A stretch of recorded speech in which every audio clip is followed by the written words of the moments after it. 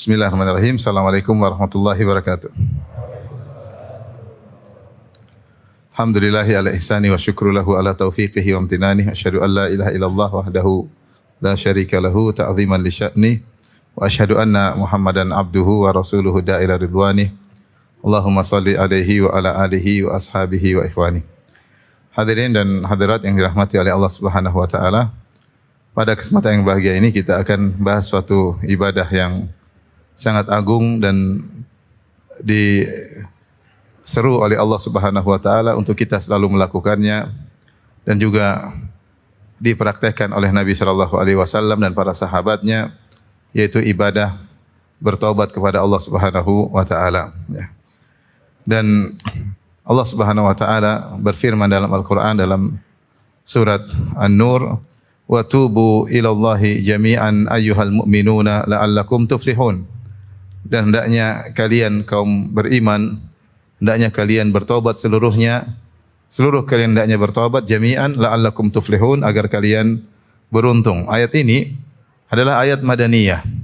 Maksudnya ayat Madaniyah itu ayat yang turun di kota Madinah, turun kepada para sahabat yang mereka telah melalui ibadah-ibadah yang agung. Mereka telah berhijrah, mereka telah berjihad dengan perang Badar, perang Uhud dan perang yang lainnya. Dan begitu banyak pengorbanan yang telah mereka lakukan. Tetapi Allah Subhanahu wa taala tetap memerintahkan mereka untuk bertaubat. Wa tubu ilallahi jami'an. Bertobatlah kalian seluruhnya, ayyuhal mu'minun, orang-orang yang beriman. Buat apa? La'allakum tuflihun, agar kalian beruntung. Oleh karenanya para ulama menyebutkan taubat adalah wazifatul umur. Taubat adalah kegiatan seumur hidup. Dari awal kita bertaubat dan dalam perjalanan hidup juga kita bertaubat, dan di penghujung ya kita juga bertaubat. Oleh karenanya bahkan Nabi sallallahu alaihi wasallam di akhir hayatnya justru sering bertaubat kepada Allah Subhanahu wa taala. Allah turunkan firman-Nya, "Idza jaa nasrullahi wal fath wa ra'aitan nasa yadkhuluna fi dinillahi afwaja fasabbih bihamdi rabbika wastaghfirhu innahu kana tawwaba." Jika telah datang pertolongan Allah dan kemenangan dari Allah, dan engkau melihat orang-orang telah masuk Islam berbondong-bondong, kata Allah, fasabbih bihamdi rabbika wastaghfirhu, maka bertasbihlah kepada Allah Subhanahu wa taala, kepada Rabbmu, wastaghfirhu, dan beristighfarlah, innahu kana tawwaba, sungguhnya Allah Maha penerima taubat. Maka sejak turun surat tersebut di akhir hayat Nabi sallallahu alaihi wasallam, maka Nabi selalu dalam ruku dan sujudnya beliau berzikir, subhanakallahumma rabbana wa bihamdika Allahumma ighfirli, subhanakallahumma rabbana wa bihamdika Allahumma ighfirli, ya. Yaitu artinya maha suci engkau ya Allah dan ampunilah aku. Nabi menggabungkan antara tasbih dengan istighfar, karena Allah perintahkan fasabbih bihamdi rabbika wastaghfirhu, bertasbihlah dan istighfarlah. Maka Nabi dalam ruku dan sujud selalu membaca subhanakallahumma rabbana wa bihamdika Allahumma ighfirli. Kata Aisyah radhiyallahu taala anha, yata'awwalul Qur'an, yaitu Nabi sallallahu alaihi wasallam mengamalkan, menjalankan perintah yang Allah perintahkan. Bahkan Nabi sallallahu alaihi wasallam ketika mau meninggal dunia, apa doa terakhir yang beliau ucapkan? Beliau berdoa, Rabbighfirli warhamni, ya, walhiqni birrafiqil a'la. Rabbighfirli warhamni, ya Allah rahmatilah aku, ya Allah ampunilah aku dan rahmatilah aku, dan susulkanlah aku bersama ar-rafiqil a'la, itu orang-orang soleh, para syuhada, para solehin, para nabi, para anbiya yang telah mendahuluiku. Ini kenapa perlu saya sampaikan?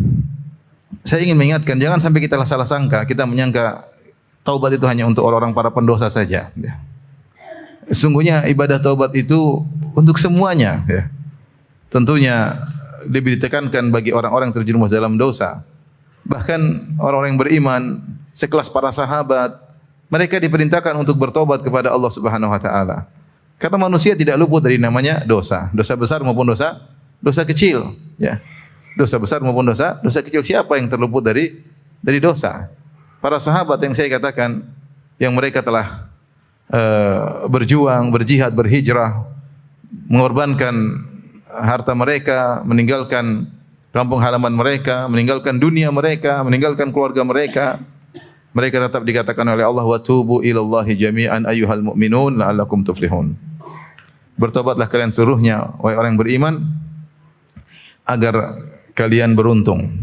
Kemudian yang menakjubkan lagi, ayat ini dalam surat An-Nur ini Allah sebutkan ayat ini, wa tubu ilallah, bertobatlah kalian seluruhnya, setelah Allah menyebutkan tentang perintah menundukkan pandangan. Yang kita tahu mengumbar pandangan hukum asal hukum dosa kecil.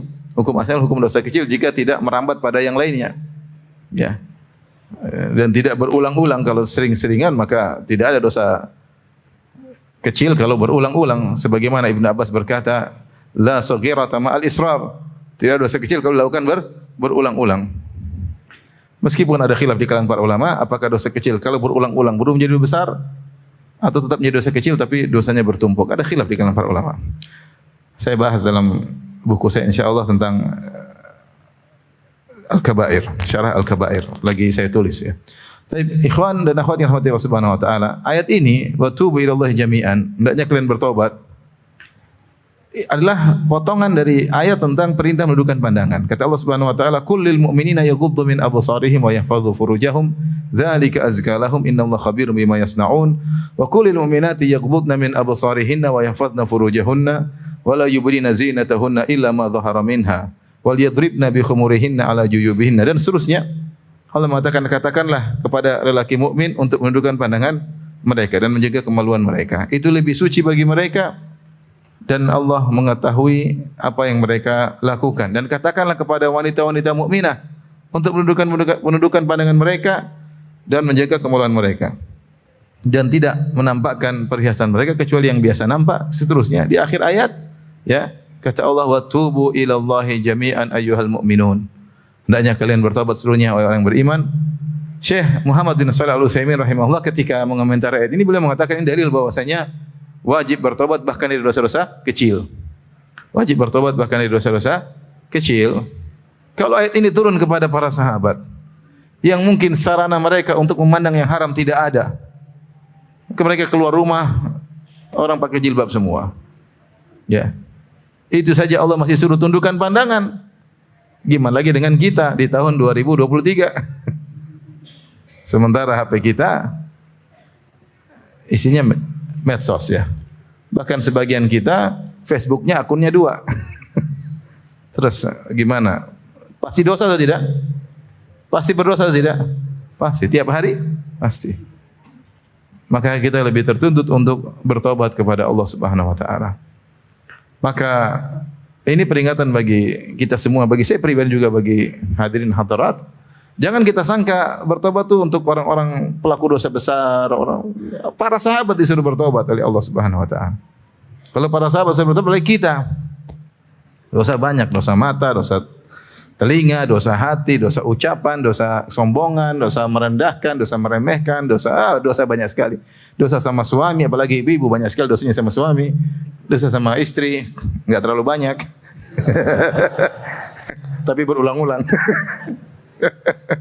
Dosa sama orang tua, dosa sama banyak anak-anak haknya tidak dipenuhi, tetangga tidak diperhatikan. Kita ini tiap hari berlumuran dosa. Maka bahasa ini untuk kita semua, bahasa ini untuk kita semua. Maka dikatakan at-taubah wazifatul umur. Taubat itu adalah kegiatan seumur hidup. Seumur hidup. Sampai orang-orang yang habis beribadah disuruh bertobat, suruh beristighfar. Kenapa? Khawatir dalam ibadah ada kurang. Khawatir dalam ibadahnya ada ujub. Apa Allah berfirman tentang orang-orang yang salat malam? Ya. Kata Allah Subhanahu wa taala, "Wa bil ashari hum yastaghfirun." Di waktu sahur mereka beristighfar. Siapa mereka ini? Mereka yang malamnya mereka salat malam. Sampai waktu sahur habis salat malam mereka istighfar, astagfirullah, astagfirullah, astagfirullah. Maka disunahkan bagi seorang kalau sudah salat malam, sudah salat witir, istighfar. Astagfirullah, astagfirullah. Mereka tidak ujub dengan khawatir salat malam mereka menjadikan mereka apa? Ujub. Khawatir mereka tadi salat malam pikirannya masih kemana-mana. Allah suruh istighfar. Habis salat disuruh apa? Zikir pertama setelah salat apa? Astagfirullah, astagfirullah, astagfirullah. Malam Lailatul Qadar doa yang terbaik apa? Allahumma innaka afuwun tuhibbul afwa fa'fu anni. Minta istighfar. Sudah berusaha beribadah sebanyak suruh istighfar. Haji, thumma afidhu min haitsu afadha an-nas wastaghfirullah. Kemudian beranjaklah kalian meninggalkan padang Arafah dan beristighfarlah. Baru wukuf di padang Arafah disuruh lagi apa istighfar. Cuma kita tidak menghadirkan dalam hati kita. Lidah kita, lisan kita sulit mengucapkan Rabbi ghfirli wa tub alayya innaka antat tawwabur rahim. Kita lebih senang ngomong sana, ngomong sini, komentar sana, komentar sini. Lisan kita enggan untuk mengatakan astagfirullah, astagfirullah. Kalaupun mengucapkan astagfirullah tidak diresapi, hanya sekedar formalitas yang harus diucapkan oleh lisan. Tentu istighfar yang seperti itu tidak berkualitas, beda dengan istighfar yang orang merasakan dalam dirinya banyak kekurangan, banyak kesalahan. Ya, banyak kesalahan. Ya. Mumpung kita masih banyak bisa istighfar, minta taubat, kita banyak bertobat kepada Allah. Kata Nabi SAW, fa inni astaghfirullah wa atubu ilaih fil yaumi mi'ata marrah. Aku beristighfar dan bertobat kepada Allah setiap hari 100 kali. 100 kali. Kita kalau jalan sama guru-guru kita, syekh-syekh kita di mobil astagfirullah, astagfirullah, astagfirullah. Kita yang di sampingnya lihat HP. Mereka apa? Astagfirullah, astagfirullah, astagfirullah. Oleh karenanya ikhwan dan akhwat yang Allah Subhanahu wa taala, taubat adalah kewajiban kita semua sampai akhir hayat kita. Sebagaimana dicontohkan oleh Nabi sallallahu alaihi wasallam, dicontohkan oleh para sahabat radhiyallahu taala anhum ajma'in, dan itu perintah Allah Subhanahu wa taala. Nah, ketika berbicara taubat, tidak usah ragu untuk bertobat dari segala dosa yang kita lakukan, dosa besar maupun dosa kecil. Karena ibadah taubat ini ibadah yang sangat dicintai oleh Allah Subhanahu wa taala. Sangat dicintai oleh Allah Subhanahu wa taala. Sampai kalau ada orang tidak berdosa, maka Allah akan sirnakan orang tersebut. Kata Nabi sallallahu alaihi wasallam, "Lau lam tuznibu la dhahaballahu bikum." Kalau kalian tidak berdosa, Allah akan sirnakan kalian. Tsumma jaa'a qaumin yuznibun. Kemudian Allah akan datangkan suatu kaum yang mereka berdosa. Tsumma yastaghfirunallah, kemudian mereka beristighfar kepada Allah, fa yaghfirullahu lahum, lantas Allah mengampuni mereka. Jadi Allah suka seorang apa? Beristighfar. Karena dalam istighfar tersebut nampak kehinaan seorang hamba. Bukankah hakikat ibadah kita menunjukkan kehinaan kita di hadapan Allah? Ya atau tidak? Sampai Allah mentakdirkan nabi-nabi pun terjatuh dalam sebagian dosa-dosa kecil. Namun bukan berarti ketika mereka terjatuh dalam dosa kecil kemudian mereka menjadi rendah, tidak, mereka jadi semakin sempurna. Ya. Fa kharra raqi'an wa anab, seperti Nabi Daud alaihissalam ketika fastaghfara rabbahu. Nabi Daud ketika datang dua orang kemudian bersengketa di hadapan dia, maka Nabi Daud kemudian mengatakan, kamu telah menzalimi saudaramu karena telah mengambil bisuali ni'ajika ila najatihi ila ni'ajik, ya. Dia minta kambing semua untuk dia, maka kata Nabi Daud, engkau telah menzalimi saudaramu, atau dia telah menzalimi kamu. Waqad zalamaka, sungguh dia telah menzalimimu. Ternyata itu ujian dari Allah Subhanahu wa taala. Ternyata Nabi Daud disebutkan oleh para ahli tafsir, beliau alaihi wassalam memberi hukuman, keputusan hukum sebelum mendengar dari dua belah pihak. Bisu'ali najatika ila ni'aji. Dia telah menzalimi engkau karena minta kambingmu yang satu untuk gabung dengan kambingnya 99. Dia telah bersalah. Setelah itu Nabi Daud sadar bahwasanya dia telah bersalah memberi hukum karena dia tidak mendengar dari dua belah pihak. Kemudian fastaghfara rabbahu, dia pun minta ampun kepada Allah Subhanahu wa taala. Fa kharra raqi'an wa anab. Kemudian pun dia kembali kepada Allah Subhanahu wa taala dan tersungkur sujud kepada Allah Subhanahu wa taala. Fa ghafarna lahu dzalik, kata Allah, kami ampuni dia. Taib. Apakah dengan bersalah Nabi Daud menjadi rendah? Tidak. Wa inna lahu indana la zulfa wa husna ma'ab. Maka Daud alaihissalam di sisi kami memiliki kedudukan yang dekat dengan kami, la zulfa. Dia dekat dengan kami, wa husna ma'ab, dan tempat kembali yang indah itu di surga. Allah sebutkan setelah dia berdosa, dia bertobat, derajatnya lebih apa? Lebih tinggi. Kenapa? Karena dalam taubat tersebut nampak seorang menghinakan dirinya, merendahkan dirinya. Yang ini tidak mungkin dilakukan oleh orang yang tidak berdosa. Perasaan bersalah, perasaan hina, perasaan rendah itu tidak akan mungkin dilakukan oleh yang tidak pernah berdosa. Oleh karenanya, begitu Allah sangat mencintai ibadah taubat sampai Allah mentakdirkan sebagian nabi terjerumus dalam sebagian apa? Kesalahan. Agar mereka mengamalkan ibadah ini, ibadah taubat. Kemudian setelah itu Allah angkat derajat mereka setelah mereka bertaubat. Karenanya jangan ragu-ragu untuk bertaubat. Apa tema kajian kita? Jangan ragu untuk bertaubat. Nah. Jangan ragu untuk membasahi lisan dengan mengatakan Rabbi ghfirli wa tub alayya innaka antat tawwabur rahim. Astaghfiruka wa atubu ilaik. Astaghfiruka wa atubu ilaik. Astaghfirullah, astaghfirullah, astaghfirullah. Basahi lisan dengan beristighfar bertobat kepada Allah. Kata Nabi SAW, tuba liman wajada fi sahifatihi istighfaran katsira. Sungguh beruntung seorang yang mendapati dalam catatan amalnya banyak istighfar. Banyak istighfar. Sungguh beruntung. Tapi saya akan menjelaskan tentang pentingnya bertobat dengan menyebutkan Allah memotivasi. Dalil-dalil tentang Allah motivasi untuk apa? Bertobat. Banyak.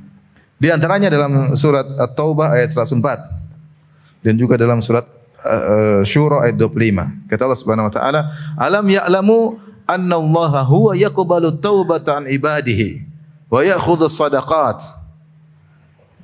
wa anna Allah huwa tawwabur rahim." Allah berfirman, "Alam ya'lamu, tidakkah mereka mengetahui annallaha huwa yaqbalu taubatan ibadihi." Sungguhnya dialah Allah yang menerima taubat dari hamba-hambanya. Wa ya'khudhu shadaqat, dan dia pun menerima sedekah-sedekah hamba-hambanya. Wa annallaha, dan Allah tutup ayatnya, wa annallaha huwa tawwabur rahim, dan sungguhnya Allah Subhanahu wa taala dialah Maha penerima taubat dan dia Maha penyayang. Ayat ini ayat yang agung dalam surat At-Taubah. Allah motivasi, jangan ragu-ragu untuk apa? Bertobat kalau bersalah. Kenapa? Karena Allah Maha menerima taubat. Bahkan Allah mengatakan memotivasi, tidakkah mereka tahu? Kenapa mereka tidak bertobat? Alam ya'lamu, tidakkah mereka tahu? Annallahu huwa yaqbalu taubatan ibadi. Dialah Allah yang Maha penerima taubat. Di sini kata Al-Qurtubi rahimahullahu taala, Allah mengatakan annallaha huwa. Allah tidak mengatakan annallaha yaqbalu taubata an ibadihi. Tapi Allah tambah huwa, dhamirul fasal di tengah-tengahnya. Tidak akan mereka tahu bahasanya Allah dialah, ada kata dialah. Allah tidak mengatakan, tidak akan mereka mengetahui Allah menerima taubat dari hamba-hambanya. Bukan begitu ayatnya. Tapi Allah mengatakan huwa yaqbalu taubatan ibad. Tidak akan mereka mengetahui Allah dialah, ada tambahan apa? Dialah yang menerima taubat dari hamba-hambanya. Kata Al-Qurtubi rahimahullah, karena taubat adalah ibadah khusus yang hanya kepada Allah. Siapa yang bertobat kepada selain Allah, dia melakukan apa? Kesyirikan. Allah tidak menyerahkan taubat kepada malaikat, Allah tidak menyerahkan taubat kepada para nabi. Taubat langsung kepada siapa? Allah. Karena dalam taubat itu ada perendahan seorang kepada Allah Subhanahu wa taala, pengakuan dosa-dosanya. Ya. Tidak seperti sebagian kaum Nasara yang kemudian orang bertobat pergi ke sebagian rahib-rahib kemudian dikasih sukukul gufran, dikasih apa? Apa namanya? Apa kalau orang ijazah pengampunan? Bayar dikasih ya, sudah aman, terima taubat. Tidak ada. Taubat langsung kepada siapa? Kepada Allah Subhanahu. Allah tidak serahkan malaikat Jibril, Allah tidak serahkan kepada Nabi sallallahu alaihi wasallam. Taubat kepada siapa? Allah. Taubat kepada Allah Subhanahu wa taala. Makanya orang datang kepada Nabi, ya Allah, ya Nabi mintakan ampunan buatku. Nabi minta ampunan kepada siapa? Allah. Itu hak prerogatif Allah Subhanahu wa taala. Makanya Allah tambah alam ya'lamu annallaha huwa. Dialah yang menerima apa? Taubat. Karena dalam taubat tersebut Allah sangat cinta dengan ibadah taubat tersebut. Seorang menangis, merendahkan dirinya, menghinakan, tidak ada sesuatu yang dia ujubkan ketika dia bertaubat. Dia tahu dia lemah. Dia tidak bangga dengan imannya, tidak bangga dengan sedekahnya, tidak bangga dengan salat malam, dia tahu dia bersalah. Ini ibadah yang sangat dicintai oleh Allah Subhanahu wa taala. Dialah Allah yang menerima taubat hamba-hambanya. Kemudian kata Allah, wa ya'khudhu shadaqat, dan dialah yang menerima sedekah. Para ahli tafsir ketika menafsirkan ayat ini seperti sungguhnya Allah menerima sedekah para hamba, tsumma yurabbiha, kemudian Allah mengembangkan sedekah tersebut, kama yurabbi ahadukum muhrahu, sebagaimana salah seorang dari kalian kalau punya kuda kecil dia rawat sampai jadi apa? Jadi besar. Maka demikian Allah terima sedekah terkadang sedikit, hatta luqmah tasira ka Uhudin, sampai satu suapan kita sedekahkan Allah bisa kembangkan menjadi seperti gunung Uhud. Ya. Ini motivasi juga untuk apa? Bersedekah, ya. Yamhaqullahu riba wa yurbis sadaqat. Sungguhnya Allah menghapuskan keberkahan riba dan Allah mengembangkan sedekah. Bahkan seorang ketika bersedekah sebelum jatuh ke tangan sang pengemis atau sang peminta-minta, sudah diterima Allah sebelum jatuh ke tangan pengemis, dan yakin Allah Maha penerima apa? Sedekah. Wa ya'khudhu shadaqat. Kemudian di akhir ayat kata Allah, wa annallaha huwat tawwabur rahim, sungguhnya Allah Maha penerima taubat dan Maha penyayang. Nah, Allah punya nama adalah At-Tawwab. At-Tawwab. Di sini ada nama-nama yang mirip-mirip. Ada Al-Ghafur, ada At-Tawwab, Al-Afu. Ini 3 nama. Ada khilaf di kalangan para ulama tentang makna ini. Tapi 3 nama ini, nama Allah ini semua terkait dengan dosa-dosa. Al-Ghafur sendiri datang dengan 3 nama. Ghafir, seperti ghafiri dzambi wa qabilit taubi. Ya. Ghafir. Kemudian Ghaffar. Ya. Innaka kunta ghaffara. Ya. Ghaffar. Kemudian Ghafur yang paling banyak apa? Ghafur. Wa huwal ghafurur apa? Rahim. Banyak. Ghafir isim fa'il. Ghaffar dan Ghafur sighah mubalaghah yang menunjukkan banyak dalam perbuatan tersebut. Allah Ghafir, mengampuni dosa. Ghaffar yaitu Allah Subhanahu wa taala mengampuni dosa sebesar apapun. Ghaffar. Ghafur, Allah mengampuni dosa berulang-ulang sebanyak apapun, karena Ghafur menunjukkan takfir, kasrah. Allah mengampuni. Ghaffar, dosanya sebesar apapun Allah akan apa? Ampuni. Seperti kata Abu Nawas dalam syairnya, ya Rabbi in azumat dhunubi kasratan wa laqad alimtu bi anna afwaka a'zamu. Ya Rabbku, ya, meskipun saya tahu dosa-dosaku sangat banyak, namun saya yakin bahwasanya ampunanmu lebih besar daripada dosa-dosaku. Kemudian ada namanya At-Tawwab, Maha penerima taubat. Kemudian ada namanya Al-Afu. Apa bedanya antara Al-Ghafur, At-Tawwab sama Al-Afu? Tentu ada pembicaraan panjang di kalangan para ulama, namun saya pilihkan salah satu pendapat agar kita ada lebih mencerna tentang perbedaan makna-makna tersebut. Tadi sudah kita sebutkan Al-Ghaffar sama apa? Al-Ghafur. Al-Ghaffar, Al-Ghafur, Al-Ghafir kembali kepada makna maghfirah yang artinya menutup dan menghalangi. Ini disampaikan oleh Ibnu Qayyim rahimahullahu taala, oleh karena dikatakan mikfar. Rasulullah SAW ketika dalam perang Uhud, beliau menggunakan mikfar, yaitu helm yang dipakai oleh prajurit, yang fungsi mikfar 2, yaitu menutupi sekaligus menjaga. Tidak semua penutup kepala disebut dengan mikfar. Songkok tidak dikatakan mikfar karena dia menutupi namun dia tidak bisa menjaga. Kalau ada suatu benda keras, dia tidak bisa menjaga. Sorban pun tidak dikatakan dengan mikfar karena dia fungsinya hanya menutupi dan tidak menjaga. Beda dengan helm yang dipakai oleh prajurit perang, prajurit tempur, maka disebut dengan mikfar, menutupi dan menjaga. Maka seorang ketika mengatakan astaghfirullah, ya Allah aku mohon ampunanmu, mohon maghfirahmu, artinya ya Allah tutuplah dosa-dosaku, aib-aibku di dunia maupun di akhirat, dan lindungilah aku dari dampak dosa-dosaku, karena setiap dosa pasti berdampak. Setiap dosa pasti berdampak, minimal mengotori hati, membuat kita enggak khusyuk dalam apa? Salat, membuat kita malas untuk beribadah, menjadikan berat dalam beribadah. Kenapa? Dampak dosa-dosa kita. Membuat salat malam malas, mau sedekah pelit, mau silaturahmi ke orang tua kayaknya berat, ya. Mau baca Quran kayaknya aduh malas. Tapi kalau baca medsos semangat. Nah, ini dosa-dosa. Maka kalau kita banyak istighfar, maka kita minta sama Allah, ya Allah tutupilah aib-aibku, jangan kau bongkar dosa-dosaku, karena dosa-dosa kita tutup. Banyak dosa-dosa yang kita lakukan orang tidak tahu, istri kita pun tidak tahu. Ya. Maka tutuplah aibku di dunia, terlebih lagi di akhirat, dan hindarkanlah aku dari dampak dosa yang aku lakukan tersebut. Karena dosa pasti ada asarnya, pasti ada dampaknya. Kalau tidak kita minta istighfar, khawatir kita kena dampak di dunia apalagi di akhirat. Itu makna Al-Ghafur. Dialah Allah yang maha menutupi dosa dan maha menghindarkan hambanya dari dampak dosa tersebut. Paham? Kalau Al-Afu sebelumnya At-Tawwab dimaknai oleh para ulama dengan dua makna. At-Tawwab ada maknanya. At-Tawwab artinya Allah Subhanahu wa taala maha memberi ilham kepada hambanya yang baik untuk bertobat. Oleh karenanya Allah memberi taufik kepada sebagian hamba untuk bertobat. Dan boleh dikatakan setiap hamba muslim melakukan dosa pasti ada kegelisahan dalam hatinya. Pasti ada sinyal dalam hatinya yang menegur. Cuma terkadang dia mau terima sinyal tersebut atau dia abaikan. Tapi ada kegelisahan, ini enggak benar, ada deg-degannya. Ada ini, kalau semua macam-macam takut ketahuan istri, ada deg-degan. Kalau HP-nya diambil istrinya dia sudah gelisah. Karena dia tahu dia melakukan apa? Dosa. Sinyal. Cuma terkadang dia sambut sehingga dia bertobat, terkadang dia abaikan karena dia ingin merasakan kelezatan maksiat. Ya.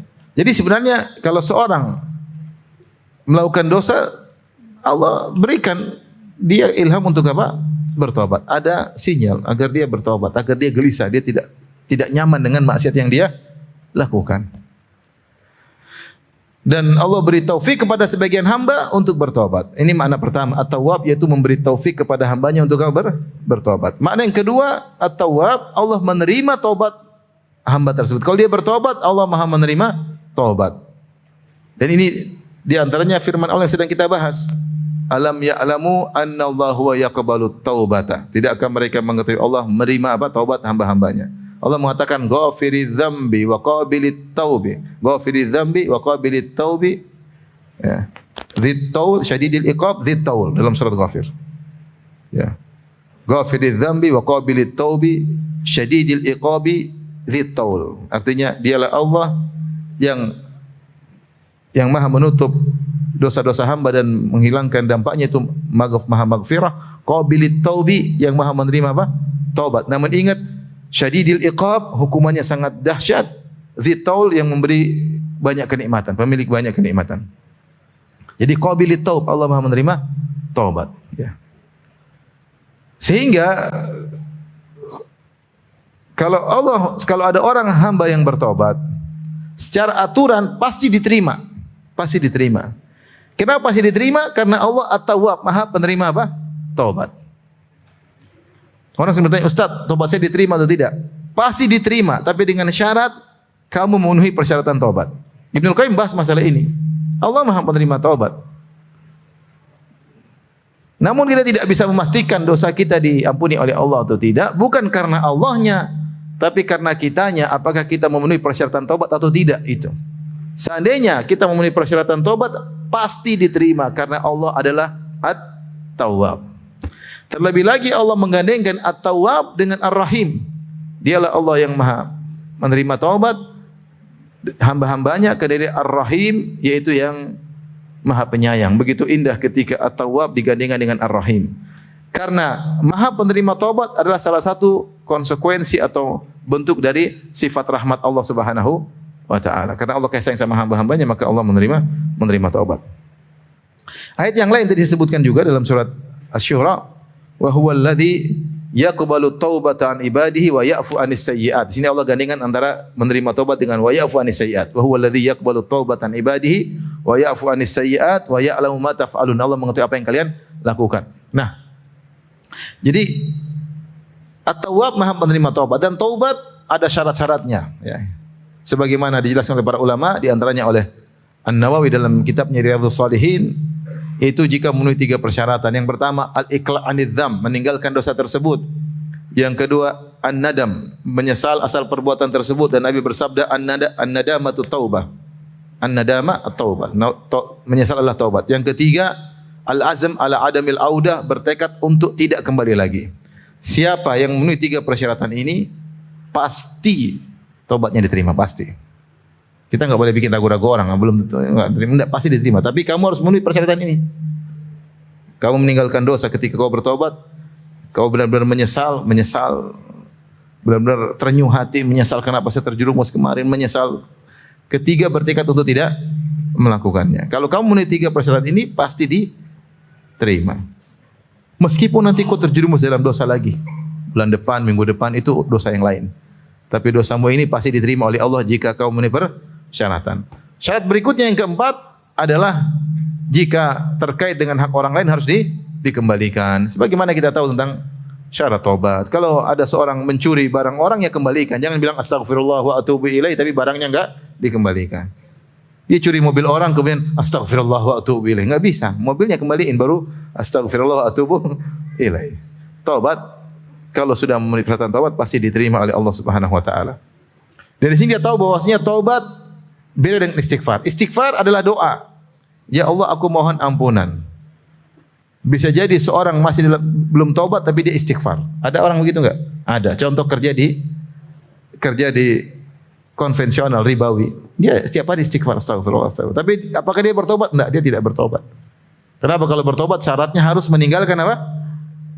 Dosa. Tapi dia boleh beristighfar.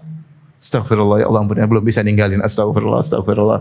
Nah, dia minta diampuni. Nah, itu urusan Allah mau terima atau tidak. Tapi istighfar itu wazan istaf'ala, maksudnya talabul maghfirah, minta ampunan. Tidak disyaratkan orang beristighfar untuk meninggalkan dosa yang dia lakukan. Artinya orang berdosa boleh beristighfar, tapi istighfar yang sempurna adalah dengan bertaubat. Kalau dia masih melakukan dosa, dia istighfar, ya terserah Allah kabulkan atau tidak. Bisa Allah ampuni, bisa Allah tidak ampuni.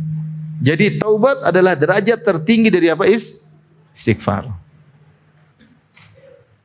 Jadi kalau orang beristighfar jangan bilang percuma kok istighfar, kok masih enggak, biarin dia istighfar, biarin aja. Istighfar. Dan kita masih banyak dosa-dosa yang kita lakukan kita belum bisa meninggalkan, itu tidak. Sebagian orang masih belum bisa menjaga pandangannya. Dia pada astagfirullah, astagfirullah. Dia tidak tobat-tobat, enggak bisa tobat. Masih tertawan dengan syahwatnya. Apakah dia boleh istighfar? Boleh. Apakah dia dikatakan bertobat? Dia belum bertobat. Karena bertobat syaratnya harus apa? Meninggalkan.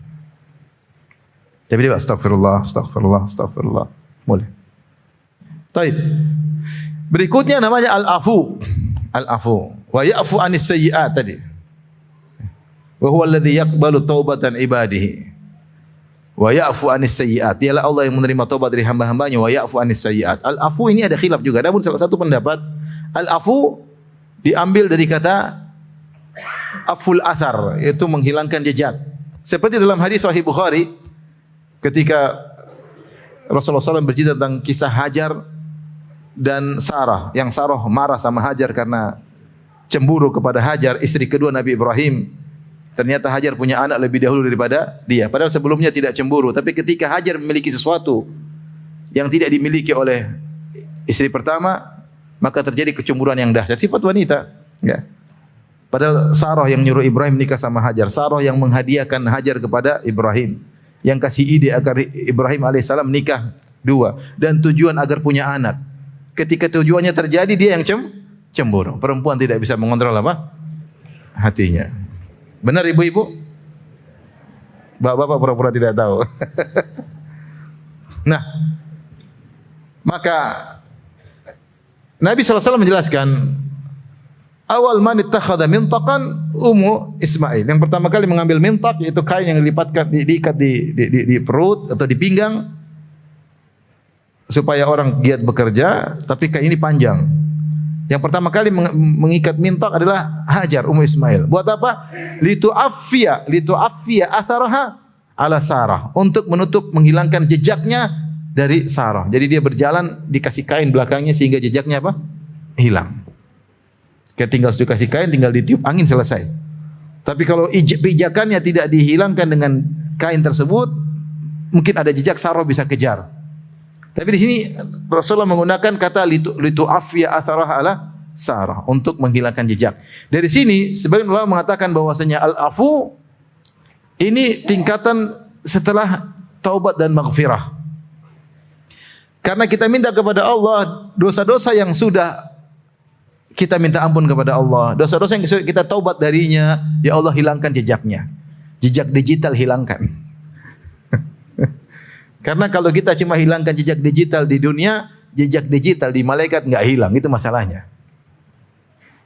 Dia lihat kita hapus, historinya dihapus, tapi jejak digital hilang atau tidak? Tidak. Jejak maksudnya di catatan malaikat tidak hilang. Nah, ketika mengatakan ya Allah ya'fu anis sayyi'at, yaitu Allah menghilangkan dosa dengan jejak-jejaknya seluruhnya. Seakan-akan orang tersebut tidak berdosa sama sekali. Sehingga catatannya pun hilang. Ini saya ada khilaf di kalangan para ulama tentang orang yang bertobat dan tobatnya diterima. Apakah catatannya masih ada atau tidak? Khilaf di kalangan para ulama. Sebagian salaf mengatakan catatannya masih ada dan akan tetap ditampakkan untuk menunjukkan luasnya rahmat Allah. Kamu pernah begini supaya kamu tidak lupa. Pendapat kedua mengatakan catatanmu hilang karena kesempurnaan rahmat Allah tidak ditampakkan lagi. Ya, makanya salah seorang salaf Fudail bin Iyad mengatakan, ya sau'atah wa in afaut, sungguh memalukan meskipun kau ampuni aku ya Allah. Dia berkeyakinan bahwasanya meskipun sudah diampuni masih akan ditampakkan. Namun pendapat yang menguatkan bahwasanya catatannya pun hilang adalah nama Allah apa? Al-Afu. Menurut sebagian ulama Al-Afu artinya yang menghilangkan jejak.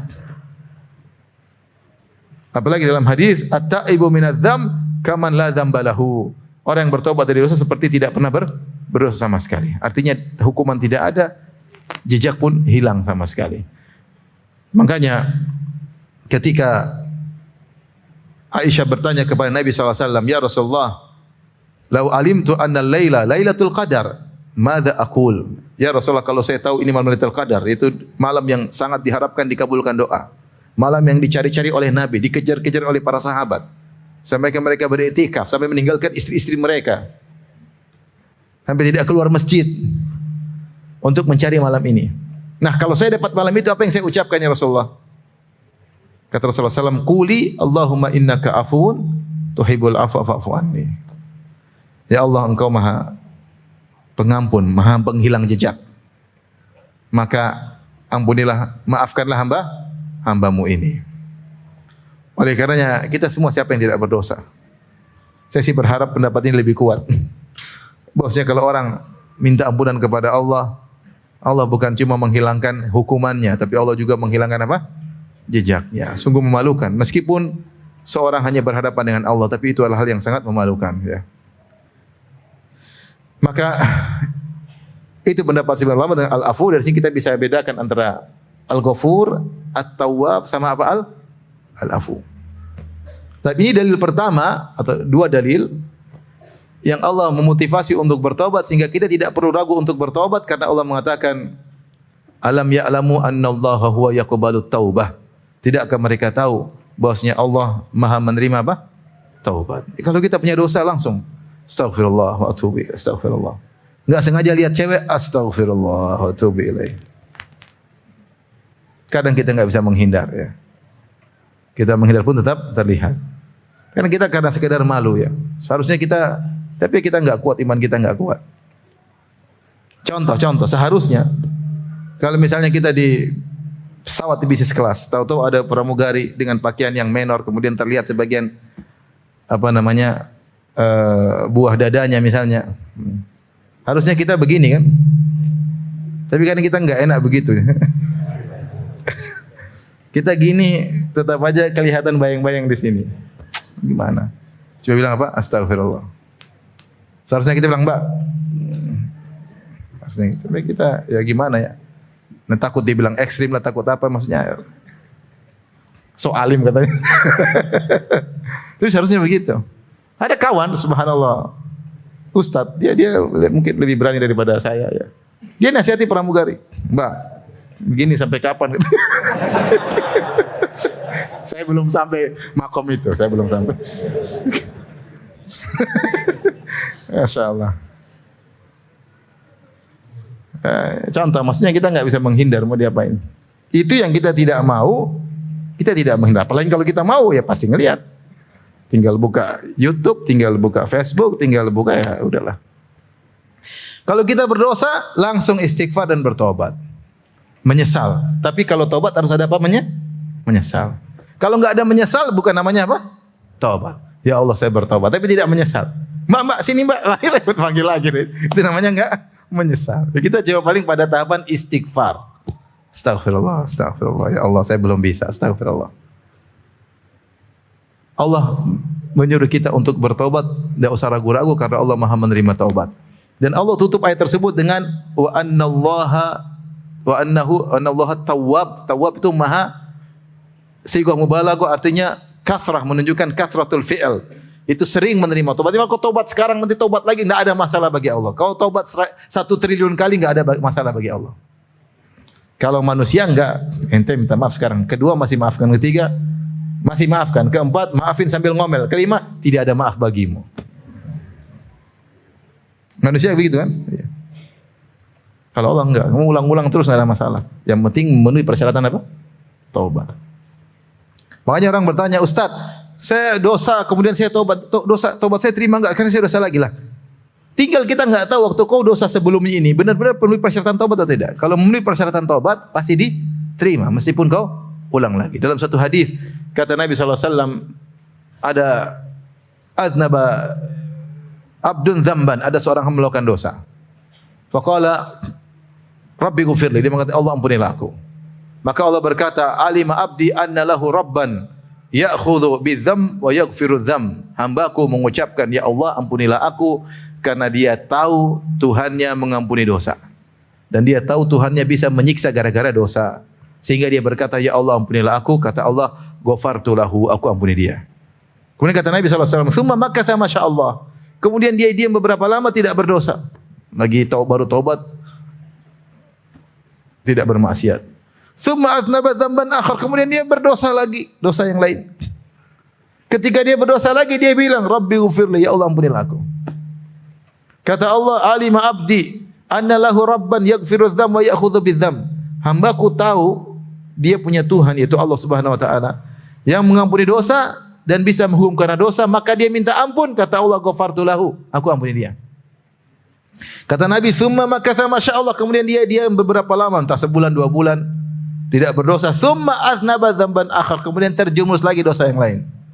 Dan dia berkata lagi, Rabbi ghfirli, ya Allah ampuni aku. Kata Allah komentari lagi, alima abdi anna lahu rabban ya'khudhu bidzam wa yaghfiru dzam. Hambaku tahu dia punya Tuhan yang mengampuni dosa, maha mengampuni dosa dan bisa menghukum karena dosa. Ghafartu lahu, dan aku ampuni dia lagi. Falyaf'al abdi ma syaa. Silakan hambaku melakukan apa yang dia inginkan. Artinya apa?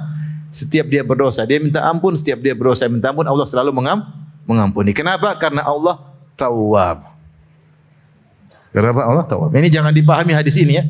Saya ulangi lagi deh. Begitu ngulangi belum sempat taubat, tewas. Itu repot. Itu bahaya. Tapi maksud saya ini, jangan bikin orang putus asa. Dia terjebak, tertawan dengan syahwatnya, terjebak dengan kebiasaannya. Bertobat. Tobat kepada Allah Subhanahu wa taala. Bahkan ini tidak terlepas dari sebagian. Kadang saya mendengar perkara yang menakjubkan ya. Ini kejadian nyata saya juga, tapi ini kenyataan. Ada suatu pondok, saya ngajar situ. Ada seorang yang kelihatannya perhatian, kemudian nyata, alim, bahkan dia ceramah. Karena kita suruh latihan ceramah, dia ceramah. Tahu-tahu dia datang suatu hari, dia ngaku. Karena setiap malam dia keluar dari pondok. Malam balik. Dia ngaku, maaf Ustaz, bukan kepada saya tapi kepada Ustaz yang lain. Ustaz itu cerita sama saya. Saya kaget juga gitu. Dia bilang, Ustaz, saya mohon maaf Ustaz, saya tiap malam keluar. Kenapa kamu keluar tiap malam? Saya jajan Ustaz. Jadi tiap malam dia berzina. Saya enggak bisa kalau enggak berzina. Jadi subhanallah, tertawa dengan apa? Syahwat. Ini bahaya sekali orang ini kalau lagi berzina kemudian meninggal. Bahaya tidak? Bahaya, apalagi di YouTube kan. Tapi bukan dia, kita tetap suruh dia untuk apa? Bertobat. Karena kalau seorang tidak meremehkan dosa tersebut dan dia merasa dia tetap menyesal, dia belum itu masih menangis, masih ada kesempatan untuk apa? Bertobat. Karena Allah Maha menerima taubat. Oleh karena jangan ragu-ragu untuk bertobat. Ini salah satu kejadian yang menakjubkan yang pernah lewat dalam kehidupan saya.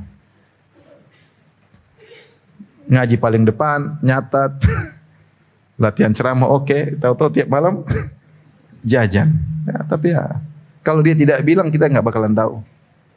Taubat, makanya taubat itu tidak pakai perantara, langsung kepada Allah, karena ada rahasia-rahasia yang tidak bisa diutarakan oleh seorang hamba kepada manusia. Dia malu.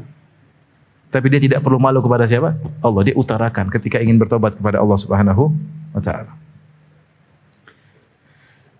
Kalau kita punya salah sama orang, kita susah meminta maaf. Betapa banyak pertanyaan sering, ya Ustaz, saya sudah minta sama dia, dia cuekin. Ya Ustaz, saya tidak maafkan. Itu manusia kayak gitu. Mau nyusun kata-kata susah, sudah nyusun kata-kata ditolak, minta maaf. Sama Allah ente duduk nangis, enggak usah ngomong sebisanya, diampuni. Ya, penting terpenuhi persyaratan, meninggalkan dosa. Menyesali perbuatan, bertekad untuk tidak apa? Kembali melakukannya. Tapi ini salah satu dalil Allah motivasi kita untuk bertobat, maka jangan ragu untuk bertobat setiap kita melakukan dosa. Ya. Jangan tunda-tunda. Oleh karenanya dalam sebenarnya mengatakan menunda taubat adalah dosa tersendiri. Taubat adalah ibadah yang alal faur, disegerakan. Tidak boleh ditunda. Siapa yang menunda taubat itu dosa tersendiri. Allah mengatakan wasari'u ila maghfiratin min rabbikum. Bersegeralah, cepatlah menuju ampunan Rabb kalian. Suruh bertobat segera. Ya. Suruh bertobat segera. Sabiqu ila maghfiratin min rabbikum. Cepatlah untuk bertobat kepada Allah. Siapa yang sudah taubat, dia punya dosa tersendiri. Dosa menunda apa? Taubat. Tapi di antara dalil-dalil yang sekian banyak yang motivasi kita untuk bertobat, bahwasanya Allah telah menceritakan dan juga Nabi telah menceritakan kisah-kisah orang yang dosanya sangat besar, tapi ternyata diampuni oleh Allah Subhanahu wa taala. Ya. Dengan begitu mudahnya. Menunjukkan Allah sangat maha menerima taubat dan Allah tidak peduli dengan dosa sebanyak apapun.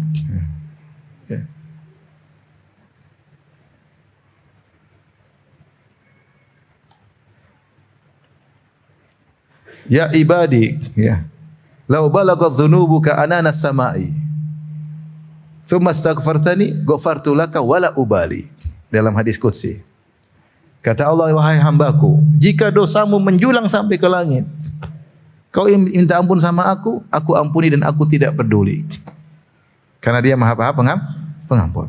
Terus sebanyak pun Allah tidak peduli. Yang penting tobatnya benar. Dan tobat ini ibadah yang paling dibenci setan. Iblis sudah nyesatin orang, sudah minum khamar, sudah bunuh orang, sudah ini, sudah tahu-tahu di akhir tobat, gagal iblis. Sudah goda dia puluhan tahun, disangka jadi temannya dalam neraka, ternyata di penghujung dia bertobat. Nah, Allah mengkisahkan dan juga Nabi mengkisahkan tentang orang-orang yang tenggelam dalam maksiat luar biasa, ternyata diampuni oleh Allah Subhanahu wa taala. Contoh dalam Al-Qur'an, misalnya apa? Kisah para penyihir Firaun. Para penyihir Firaun. Sihir itu syirik atau bukan? Syirik. Bahkan syirik yang parah, sihir. Maka ketika Rasulullah mengatakan ijtanibu sab'al mubiqat, jauhilah 7 dosa yang membinasakan. Kemudian asyirku, kata Nabi, yang pertama syirik, yang kedua as-sihru, sihir. Sihir adalah bagian dari syirik. Ini dzikrul khas ba'dal am, menunjukkan bahayanya syirik, sihir tersebut. Dia bagian dari syirik, tapi syirik yang sangat berbahaya. Nah, ini para penyihir Firaun, mereka pekerjaannya sihir. Tiap hari syirik untuk cari uang. Kemudian niatnya buruk, datang untuk berduel dengan Nabi Musa. Niatnya buruk atau tidak? Ingin menang dalam duel tersebut. Inna lana la ajran in kunna nahnul ghalibin. Ngomong sama Firaun, kalau kami menang gimana? Dapat upah enggak? Kata Firaun, bukan cuma dapat upah, kalian akan menjadi minal muqarrabin, kalian akan menjadi orang dekatku. Jadi mereka berduel dengan Nabi Musa, niatnya duniawi, ingin dapat upah dan dapat bonus jadi orang-orang pilihan siapa? Firaun. Mungkin mereka penyihir puluhan tahun. Ya. Bukan seperti di Indonesia penyihir-penyihir gadungan ya. Enggak, ini penyihir asli, benar-benar punya teman setan, benar-benar penyihir. Mungkin sudah puluhan tahun bergelimang dengan kesyirikan. Kemudian mereka berduel dengan Nabi Musa, kemudian mereka kalah.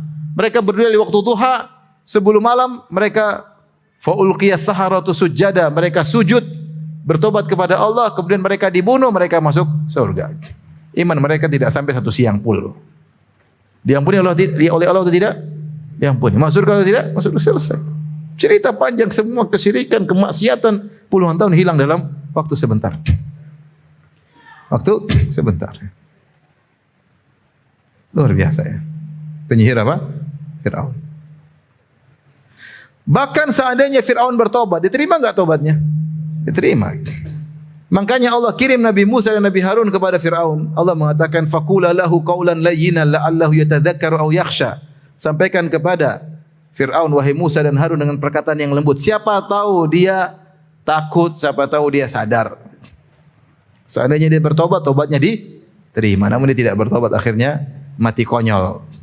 Ya, tenggelam dalam laut merah. Dia bertobat sudah lewat waktunya.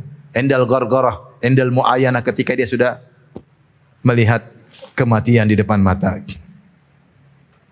Ketika sudah adrakahul gharq, sudah mau tenggelam, baru dia berkata, amantu annahu la ilaha illa alladzi amanat bihi banu Israil wa ana minal muslimin. Saya beriman, saya muslim. Kata Allah, al-an, sekarang baru tobat. Tidak bisa. Terlambat. Nah, Allah menceritakan kisah ini bahwasanya ini bagaimana penyihir Fir'aun yang dosanya begitu banyak, bertobat sebentar diterima oleh Allah Subhanahu wa taala. Demikian juga Nabi SAW bercerita tentang kisah-kisah seperti kisah pembunuh 100 nyawa. Sudah bunuh 100 nyawa, kemudian bertobat, belum sempat beramal soleh, sudah meninggal, akhirnya masuk apa? Surga. Nah, saya rasa dosa-dosa kita tidak seperti sampai mereka. Ya. Kalau orang-orang seperti itu saja Allah bisa terima taubatnya, apalagi kita. Cuma kita mau bertobat atau tidak, itu masalahnya. Makanya kalau kita berdosa, jangan ragu-ragu, segera bertobat kepada Allah Subhanahu wa taala. Di antara dalil yang motivasi kita untuk bertobat, Allah mencintai orang yang bertobat. Innallaha yuhibbut tawwabin. Allah mencintai orang-orang yang bertobat. Kalau kita bertobat, kita dicintai Allah Subhanahu wa taala. Semakin sering bertobat, semakin sering dicintai oleh Allah. Semakin tinggi cinta Allah kepada kita. Siapa yang tidak ingin dicintai oleh Allah? Maka jangan ragu. Astaghfirullah wa atubu ilaih. Astaghfirullah wa atubu ilaih. Rabbi ghfirli wa tubu alayya. Bertobat, sering bertobat. Maksiat bertobat. Jangan pernah berhenti karena Allah cinta sama kita. Bukti Allah cinta sama kita, Allah ilhamkan kita untuk bertobat karena Allah ingin terima tobat kita. Sebenarnya Allah mengatakan demikian. Buktinya kalau Allah tidak ingin terima tobat kamu, Allah tidak akan ilhamkan kamu untuk kamu bertobat. Ketika Allah mengilhamkan kepada seorang hamba untuk bertobat, itu berarti Allah masih sayang sama dia. Berarti Allah masih ingin terima apa? Tobatnya. Maka sambutlah ilham tersebut untuk segera bertobat. Karena Allah cinta kepada hamba yang bertobat. Dalam hadis juga orang yang bertobat, Allah sangat gembira kepada orang ini. Gembira ketika ada hamba yang bertobat. Dalam hadis kata Nabi sallallahu alaihi wasallam, "Allahu asyaddu farahan bi taubati 'abdihi hina yatubu ilaih min ahadikum bi ardin falat kana bi rahalatihi bi ardin falatan falatat minhu." Allah lebih gembira dengan tobatnya seorang hamba yang bertobat kepada Allah daripada gembiranya salah seorang dari kalian yang di tengah padang pasir bawa ontanya, tiba-tiba ontanya ucul kabur, wa alaiha ta'amu wa syarabuhu, dan ontanya kabur tersebut ternyata bekalnya semua makanan minumannya dibawa sekaligus sama sang onta. Kemudian dia pun pasrah. Kemudian fattaja'a tahta dhilli syajarah, kemudian dia pun mencari sebuah pohon, dia bernaung di bawahnya. Dia menunggu kematian. Qad ayisa min rahilatihi, dan dia sudah putus asa, dia merasa dirinya akan mati. Tiba-tiba datang onta tersebut, maka dia saking gembiranya, fa akhadha bi khitamiha, dia segera pegang tali kekang onta supaya tidak ucul lagi, tidak kabur lagi. Saking bersyukurnya, saking gembira dia berkata, Allahumma anta abdi wa ana rabbuk, ya Allah sungguh benar engkau hambaku dan aku adalah Tuhanmu. Kata Nabi, akhta'a min syiddatil farah, salah ngomong karena saking apa? Gembiranya. Allah lebih gembira daripada orang ini. Makanya kita tidak usah ragu-ragu untuk apa? Untuk bertobat. Saya sering kasih perumpamaan, walillahil matsalul a'la. Allah telah menjelaskan, Nabi telah menjelaskan, Allah lebih sayang kepada hambanya daripada ibunya kepada anaknya. Allah lebih sayang kepada kita daripada ibu kita sama kita. Kita sudah tahu bagaimana kasih sayang ibu kita sama kita, iya tidak? Ibu kita sangat sayang sama kita. Karena kita pernah dalam perutnya, dalam kandungannya, dia yang pernah menyusui kita. Tapi yang menciptakan kita lebih sayang, yang mengkreator kita lebih sayang. Yang memberikan kita bentuk dalam rahim, yang memberikan kita segala. Siapa yang cipta? Perut ibu kita cuma tumpangan. Yang mencipta sungguhnya siapa? Allah. Kita ini hasil makhluk Allah. Maka wajar jika Allah lebih sayang kepada hambanya daripada ibu terhadap anaknya. Nah, kalau kita nakal, ibu kita ngomel, mungkin jewer, Terus kalau kita kembali baik, ibu kita senang atau tidak? Senang. Kita ya punya anak nakal, kita membentak, kita usir dari rumah. Tahu anak itu kembali nangis, mak saya enggak. Kita sayang enggak? Tambah sayang sama dia. Walillahil matsalul a'la, maka Allah lebih daripada itu. Maka seorang jangan ragu-ragu untuk bertobat. Kapan saja dia berdosa segera bertobat, baik dosa besar maupun dosa kecil. Dan agar dia terbiasa tidak maksiat, sebaiknya dia menjalankan sunnah Nabi sallallahu alaihi wasallam, ma min muslimin yudhnibu dzamban fatawaddaa fa ahsanal wudu'a. Siapa seorang muslim manapun yang melakukan dosa, kemudian dia berwudu dan dia baguskan wudunya, tsumma shalla rakaatain, kemudian dia salat 2 rakaat, tsumma astaghfirullah, kemudian dia beristighfar kepada Allah, illa ghufirallahu, kecuali akan diampuni. Itu sunnah salat taubat. Kalau setiap kita bermaksiat, kita salat taubat, kita akan semakin jarang bermaksiat. Setiap kita berdosa, kita salat taubat, kita semakin jarang bermaksiat, karena kita salat taubat lagi. Taubat kita serius. Di antara memudahkan kita diterima taubatnya dengan salat taubat. Wallahu a'lam bishawab. Demikian saja ikhwan dan akhwat yang rahmatillah subhanahu wa taala, kajian kita pada kesempatan kali ini. Tapi demikian saja kajian kita. Insyaallah kita lanjutkan kesempatan yang lain. Subhanakallah bihamdik asyhadu an la ilaha illa anta astaghfiruka wa atubu ilaik. Assalamualaikum warahmatullahi wabarakatuh.